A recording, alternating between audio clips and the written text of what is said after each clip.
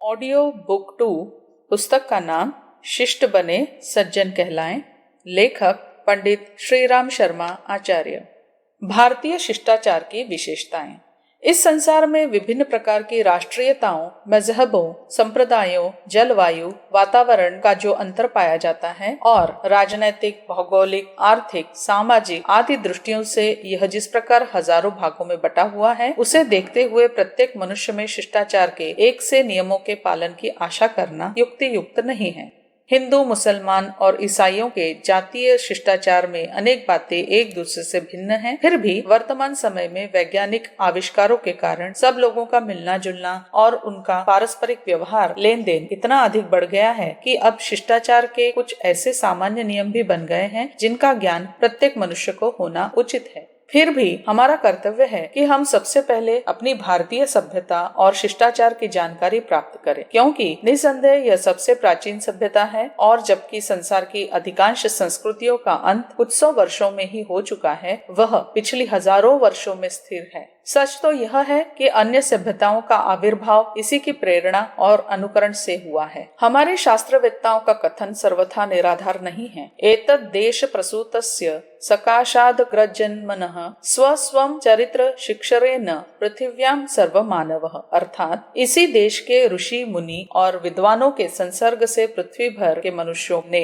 चरित्र और सभ्यता की शिक्षा प्राप्त की है। इस दृष्टि से भारतीय सभ्यता संसार भर की सभ्यताओं की जननी है और आज भी उसके भीतर विषम तत्व निहित है, जिससे किसी भी जाति की संस्कृति स्थायी और कल्याणकारी बन सकती है। यद्यपि कुछ समय पूर्व यूरोप वाले ज्ञान से प्रमत्त होकर भारत को अर्धसभ्य कहने लगे थे, पर अब हमारे साहित्य और संस्कृति को सबका आदि स्रोत मानने लग गए हैं। इस सच्चाई को सामने रखकर महात्मा गांधी ने अपने भाषण में कहा था, मेरी धारणा है कि भारत ने जिस सभ्यता को जन्म दिया था, विश्व की कोई सभ्यता उसकी बराबरी की नहीं है। हमारे पूर्व पुरुष जो बीज बो गए हैं, उसकी समता करने वाली इस संसार में एक भी वस्तु नहीं है। रोम के धुर्रे उड़ गए, यूनान का नाम शेष रह गया, फिरोज का साम्राज्य रसातल को चला गया, जापान पश्चिम के चंगुल में फंस गया और चीन की तो बात कुछ कहते ही नहीं बनती। परंतु भारत की पत्ते झड़ जाने पर भी जड़ें मजबूत हैं। यदि हम अपनी संस्कृति की विशेषताओं पर विचार करें तो सबसे पहली बात हमको यह दिखाई पड़ती है कि जहां अन्य देशों की सभ्यता और शिष्टाचार में बाह्य नियमों और कार्यों पर अधिक जोर दिया गया है, हमारे यहाँ उसकी असलियत को बढ़ाने का ध्यान रखा गया है।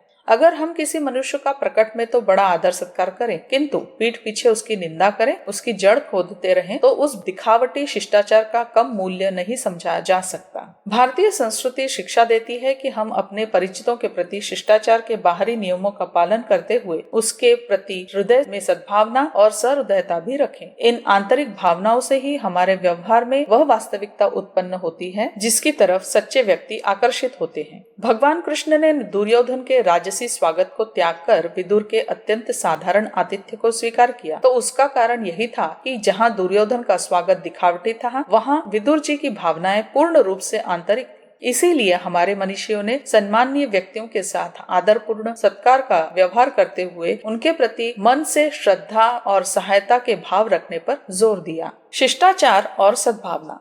यद्यपि समाज में शिष्टाचार के प्रचलित नियमों का पालन करना आवश्यक कर्तव्य है, पर यदि हमारा इस प्रकार का व्यवहार हार्दिक नहीं हुआ तो उसकी कृत्रिमता आम लोगों से छिप नहीं सकती। जहां आंतरिक शिष्टाचार से अन्य व्यक्तियों के भीतर भी हमारे प्रति मैत्री और आत्मीयता के भाव उत्पन्न होते हैं, वे हमारे साथ सहयोग करने को उद्यत होते हैं, वहां नकली शिष्टाचार से उनके मन में यह ख्याल पैदा होता है कि संभवतः हम किसी स्वार्थ या गुप्त अभिसंधि के कारण उनकी आवभगत कर रहे हैं। इसलिए हम पारस्परिक विश्वास, सहयोग और संगठन की वृद्धि करना चाहते हैं, तो उसके लिए हमको सद्भावना को अपने हृदय में स्थान देना होगा। इस प्रकार के व्यवहार में सबका लाभ है। अन्यथा यदि हम दिखावटी व्यवहार करते रहे तो उससे संदेह और संशय की ही बढ़ोतरी होगी, जिसका अंतिम परिणाम दोनों पक्षों के लिए नाशकारी ही होगा। यदि हम सोचें कि दूसरे लोग हमारी चालाकी को न जान सकेंगे, तो यह भूल है। हम चाहे ऊपर से शिष्टाचार का ढोंग करके लोगों को धोखा देने का प्रयत्न करें, पर वास्तविकता प्रकट हो ही जाती है और लोग असली तथा नकली भावनाओं का फर्क पता लगा लेते हैं।